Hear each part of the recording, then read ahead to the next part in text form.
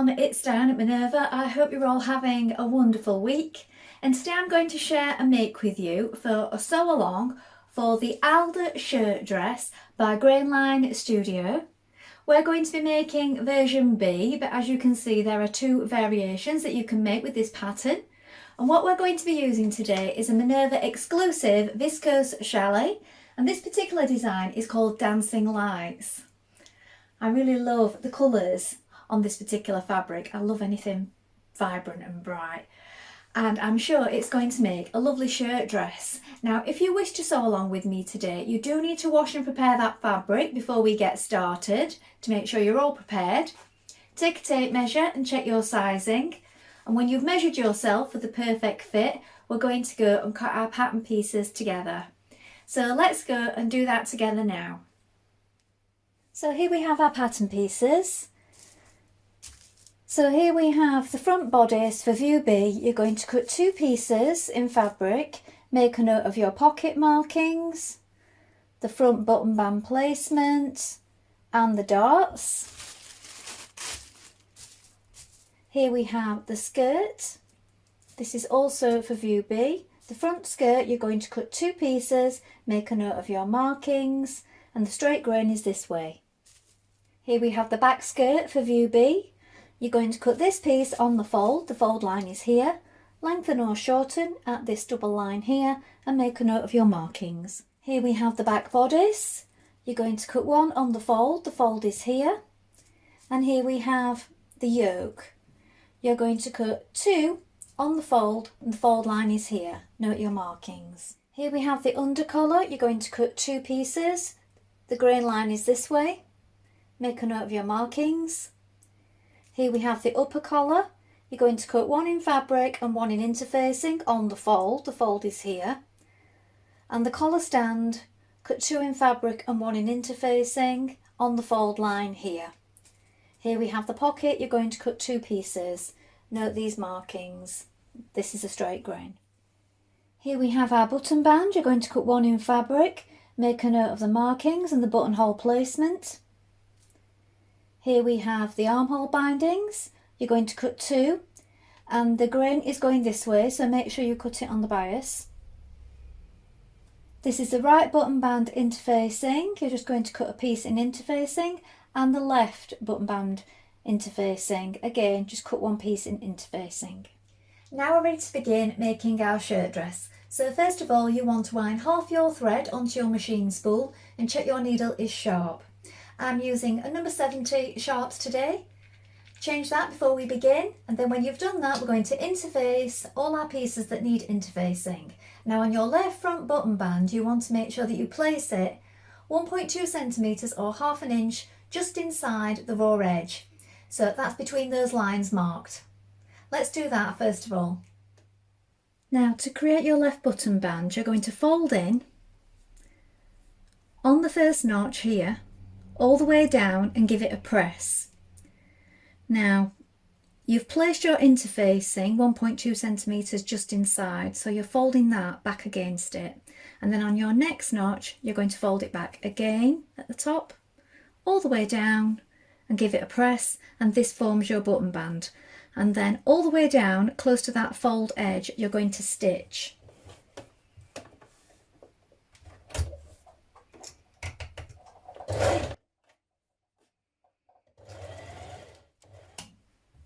Now pin the right button band down the right front like this, and now we're going to stitch it in place with a 1.2 centimetre seam allowance.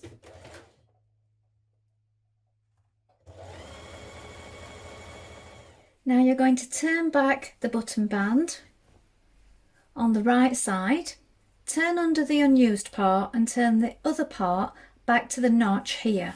So on the right side, look, you have got your seam here where you joined it to the front of the dress, and then this is the folded back part, and as you can see this creates the button band down the front. Now that you've got it turned back and pressed, we're going to do two lines of top stitching, so one down this side close to this seam and the other on the edge of this fold here.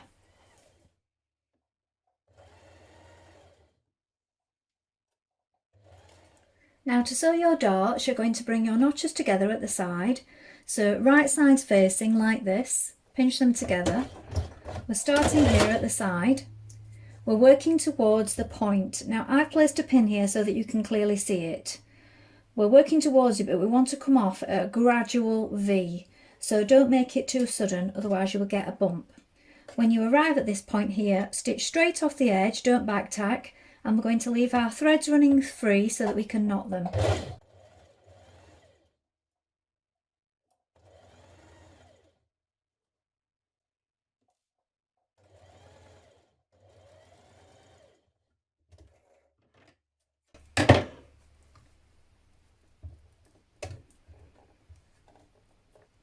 Push that knot down towards the dart. Repeat on the other side and press your darts downwards. Now for your pockets, you're going to fold under about 6mm the top edge here, and then fold it back on the fold line like this. We're then going to sew this part here where we've got this little point in the centre. So that's the top of our pocket. We're also going to fold in the rest of the side seams like this and the point at the bottom, so that that's already neatly pressed for when we place it on our dress front. So stitch this part first of all on both pockets and do your pressing before we position them on the dress.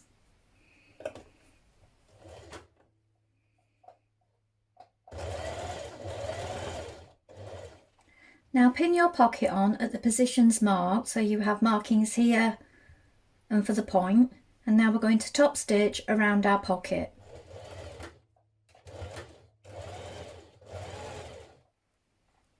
Now pin and sew on one of your back bodice pieces to your yoke like this. So this is the upper back bodice. Here is your yoke. You have two of these. Make sure you've marked the central line here. So I've put a little marking with a snip. We're going to stitch it in position with a 1.2cm seam allowance. We have right sides facing. When we have one on, we're going to stitch the other one over the top, and that will be the inside piece.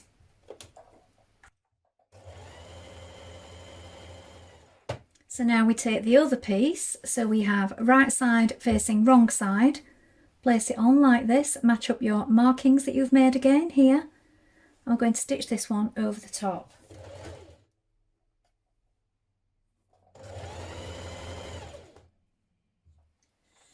Now pin your shoulder of your yoke to your front pieces of your dress. Now you want to make sure that you're only pinning it to the outer yoke at this point, because on the inner yoke we're going to turn in the seam allowance and press it at the top here, and that's going to conceal this top seam here and our raw edges. So just pin it to the outer one for now, and we're going to stitch that in place first of all.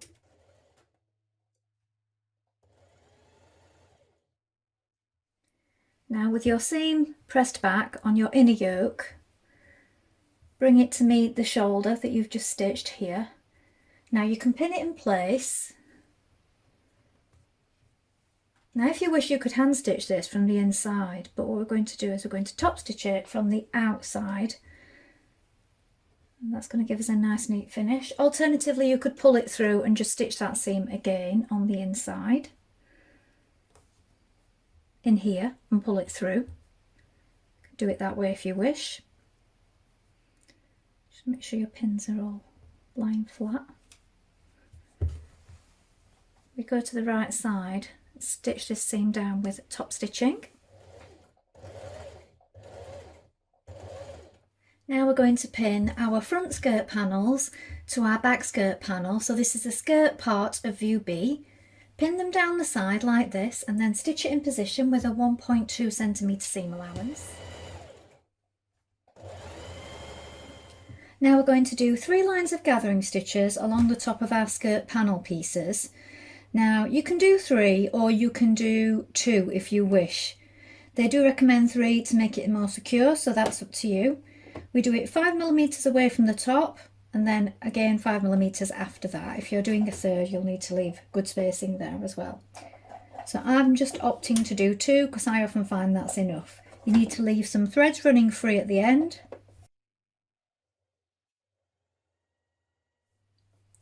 Now sew your front dress to your back dress panel at the top.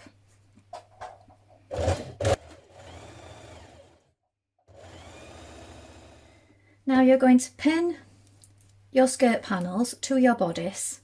You need to make sure that when you pull on the gathers, you don't go past this front centre part here. So 1.2 centimetres away from this line where it goes down, because here in this corner we're going to pivot. And if you get gathers right into the corner, you won't be able to pivot and stitch down the front of your skirt. So make sure they stop just there.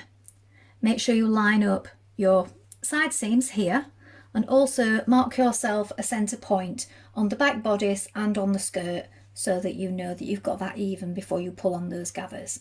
When you've pinned it all in place, we're going to stitch that in position.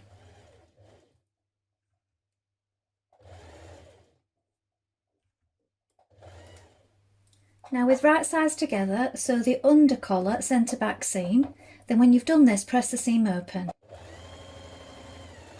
Now line it up with the outer collar, and you're going to sew all the way around the outer edge with a 1.2 centimetre seam. Trim, clip your corners and turn to the right side. Now top stitch the outer edge of the collar and baste the opening closed. Now baste the interfaced collar stand to the under collar along the collar edge. Now pin the uninterfaced collar stand on top so that your collar is sandwiched in between like this, and we're now going to sew through all 3 layers like this. So with a 1.2 centimetre seam allowance around this edge, all along the straight edge and down the curve at the other side.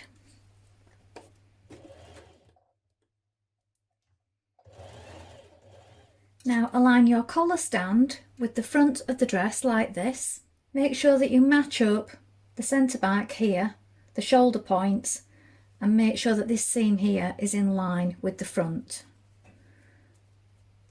so that when you stitch it, that fold there will line up with that seam that you've created in your collar stand. When you're sure that you have it all even and in place, we're going to stitch that in position.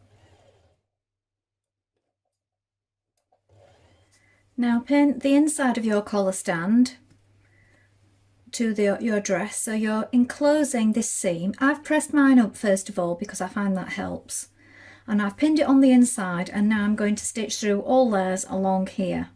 Now you can hand stitch it, slip stitching it in if you wish from the inside. Today I'm going to machine mine.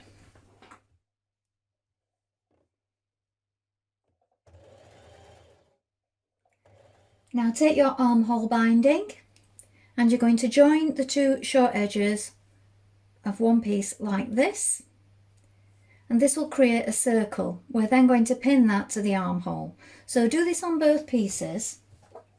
Now when you've pinned it in place, making sure that you have the join at the underarm point, you're going to stitch that in place with a 6mm seam allowance. Turn your binding to the inside and turn the raw edge under, like this. You're going to stitch it down all the way around the armhole, so you're catching in that raw edge on the inside. Turn up the hem on the bottom of your dress. So you do this by folding it up twice. You may wish to try it on and check the length before you do this. Now we're going to create our buttonholes and attach our buttons. So at this point you may want to remark your button hole placement.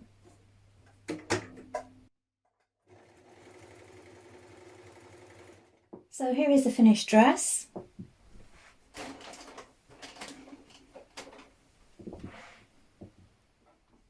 Well, I hope you've enjoyed sewing along with me today. I think this is a really useful dress to have in your wardrobe. Please let us know how you get on, and remember to include any photographs when you share with us so that we can see what you've been making. We always love to see your makes. Now remember to take a look at the Minerva Craft Club to get 10% off all your orders for a whole year, and of course create a free account with us to join in with our wonderful worldwide sewing community. Well, that's all from me for today, but I hope to be back soon with more sewing inspiration for you. If you'd like to know what I'm wearing today, I will link it in the description below. Thank you so much for watching. Bye for now.